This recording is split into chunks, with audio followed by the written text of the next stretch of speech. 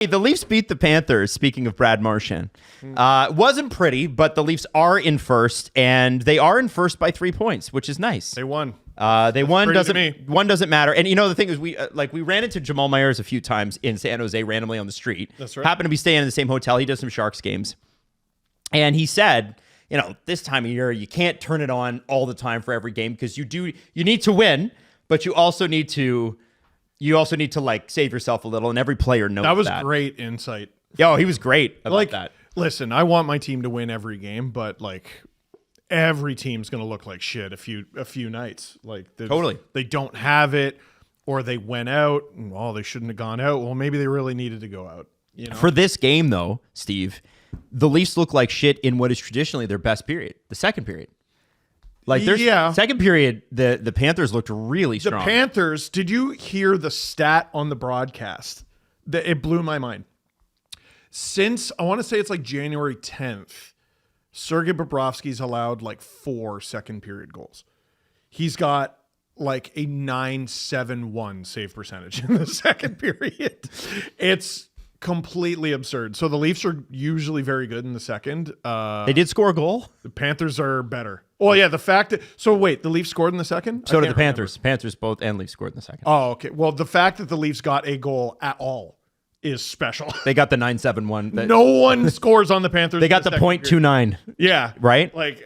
Unbelievable. And so the Leafs currently, Lightning, and Panthers all have played 75 games, 96, 93, and 92. The Panthers, because they didn't win against Montreal, they did get a point, and then they didn't beat the Leafs. The Lightning have now passed them. So they've gone, and this is how crazy this has been.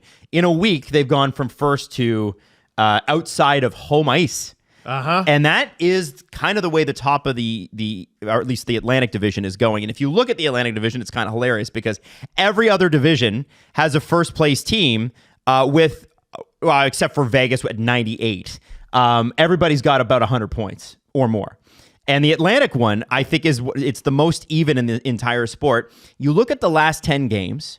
Toronto 7-2-1, Tampa 7-3-0, Florida 4-5-1, and I think a lot of that has to do with injuries. No Barkov, no Ekblad, no Tkachuk.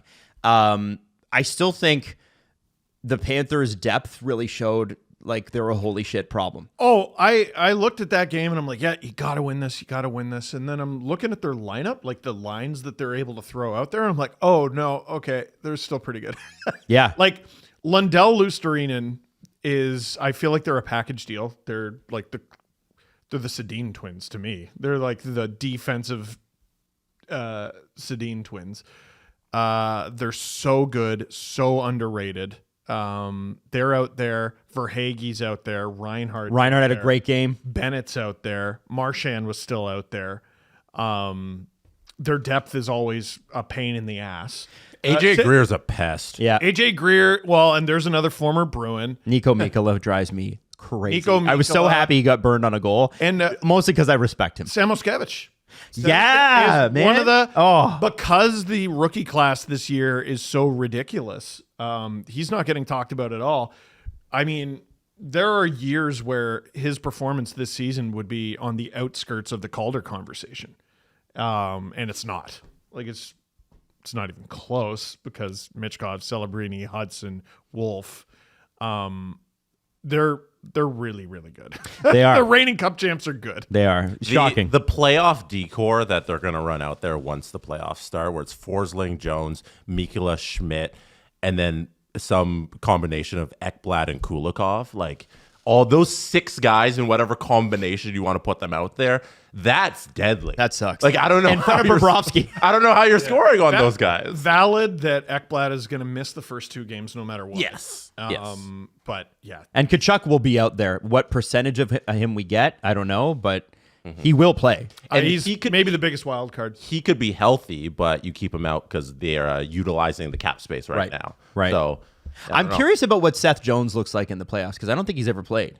He had a lot of games played with Columbus. Oh, yeah. Remember, because Columbus was good. He owns the record for most time on ice in a single playoff game. Yeah. The Columbus was good in that. Was that the Lightning game? Late 2010s era. Yeah. Right. He played over 65 minutes. Jesus. In a 8 period game. 5 overtime. So it'll be interesting to see what happens there. Obviously, It's a 3-horse race. It ain't over. There are 7 games left for all of these teams. So, but I think at this point, and I think this goes for Lightning fans and Panthers fans and Caps fans and Hurricanes and anybody who's at the top of their division in those top 3 slots, you should expect now, I think at this point, for your team to not be necessarily a statistical analytical darling from minute 1 to minute 60. It's just not the reality of the last 7 games. No. I do want to point something out. It's April 4th. The final game of the regular season is April 17th. Not a single team out of 16 in the Eastern Conference is mathematically eliminated. That's crazy to me. I mean, I don't think the Bruins are making it, but not for none of them on April 4th to be mathematically eliminated to me is insane. When the Bruins get Michael Misa, how you feel about that? I'm going to be very cross. I think that speaks to how just a mess that 8th seed has been in the East. Like I don't think it's because everybody's been really good. I think it's because it's kind of been mid there. And now the Canadians have finally taken hold of it. But for the longest time this season, it's been up for grabs for anybody, and all those teams have struggled. And then now finally we're getting the Canadians playing good hockey. Yeah, they've won 3 straight, and they're 5 back of the Sens. It's pretty nuts, man. I do think it's worth noting that like even the Bruins, who have 69 points and have lost 10 straight games, one of them was in overtime. They're 0-9-1 in their last 10. Oh my god! And it only counts on the NHL website as an L7, but it's actually an L10. Oh my god! Because they got points, right? Yeah, they got points in one of the games, but they're worse than the Buffalo Sabres now, which is quite the fall. The Sabres have 2 games in hand on them. And if you put Boston in the Western Conference, they would still have 3 teams behind them: the Preds, the Blackhawks, and the Sharks. And so I do think they're going to get a really while you got a higher end ceiling in the West, I think the teams are probably competitively closer in the East this year. And I think that's not an unfair point to make. Here's what I need as a Leaf fan. I need 3 Western Conference teams to win the lottery to pass the Bruins and push them down. I think they will. That'd be cool. I don't think that's... No, I don't need the... Okay, the Sharks can. I have a soft spot. Someone like the Ducks. Here, let's get the Ducks and Utah. You guys win. The Boston Bruins, or the Buffalo Sabres are really good at not helping themselves. They excel at once the season is over, we're going to win a bunch of games. And they're doing the same thing this year and playing themselves out of a better draft pick. And it's such a shame that for this organization that they can't help themselves they can't even lose correctly. 7-3-0. They're fucking unreal right now. And what are you doing?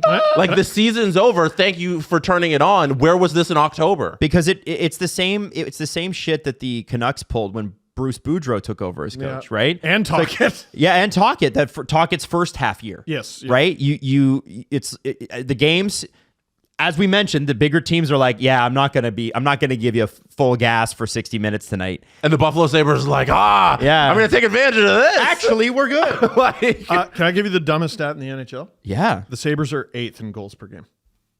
Wow. Cool. Good for them. 8th. Cool. 3.26 goals per game. They give up 3.54. And when was the last time they made the playoffs? A very long time ago. Yeah. Cool. No, longest streak in North American pro sport. The Sabres, I don't think the Sabres have made the playoffs in the entire existence of this podcast. No. Well, I don't think so. Yeah. No. No. Dude, They've we've been around crushed for that. like 12 years. Yeah. Holy shit. Yeah, it's rough.